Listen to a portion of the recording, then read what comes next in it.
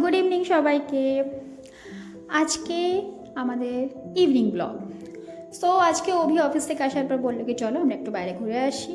So যেই বলা সেই কাজ, আমি চটপট করে রেডি হয়ে গেলাম আর বেরিয়ে গেলাম বাইরে। সারাদিন বৃষ্টি হওয়ার পর আজকে বাইরের ওয়েদারটা ভীষণ ভালো ছিল।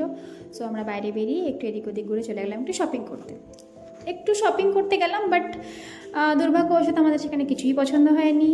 সো হয়ে গেল সেটা উইন্ডো শপিং। সেই উইন্ডো শপিং করে আমরা সেখান থেকে বেরিয়ে গেলাম। একটু এদিক ওদিক করার পর আমাদের ভীষণ পরিমাণে খিদে পেয়ে গেছিলো। ভাবলাম চলো এবার একটু ডিনার করে নেওয়া যাক। তো আমাদের এখানে ননভেজের অপশন ভীষণ কম, বেশিরভাগটাই ভেজ। তো অনেকক্ষণ এদিক ওদিক ভাবনা চিন্তা করার পর আমরা ডিসাইড করলাম যে আমরা পিৎজা খাবো। আমার পিৎজা খেতে ভীষণ ভালো লাগে। পার্সোনালি ডমিনোজের পিৎজাটা আমার ভীষণ ভালো লাগে। এখানে পিৎজার অনেক অপশনই ছিল, ম্যাকডোনাল্ড, পিৎজা হাট, লাপিনোজ, অনেক কিছু। বাট আমি বললাম কি সাজেস্ট করলাম ডমিনোজেই চলো। সো আমরা ডমিনোজে গিয়ে দুটো পিৎজা, একটা জিঙ্গি অর্ডার করলাম।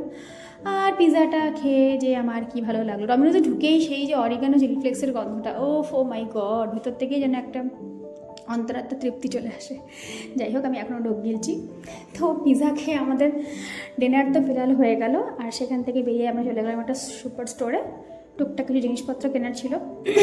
সেখান থেকে টুকটাক কিছু জিনিসপত্র কেনার পর এখান থেকে চলে গেলাম আমরা মিষ্টি কিনতে।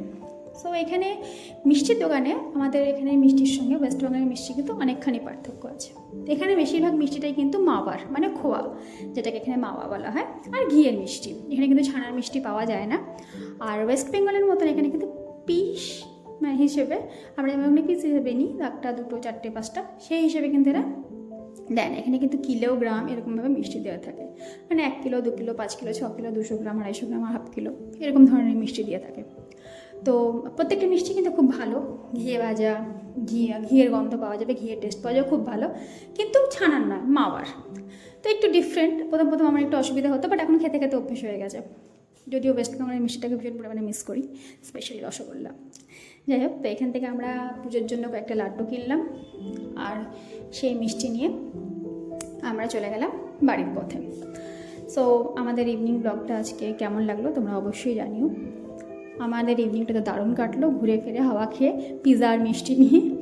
সো আমার ভিডিও, আমার কন্টেন্ট যদি তোমাদের ভালো লেগে থাকে তাহলে ডেফিনেটলি লাইক, শেয়ার এবং সাবস্ক্রাইব।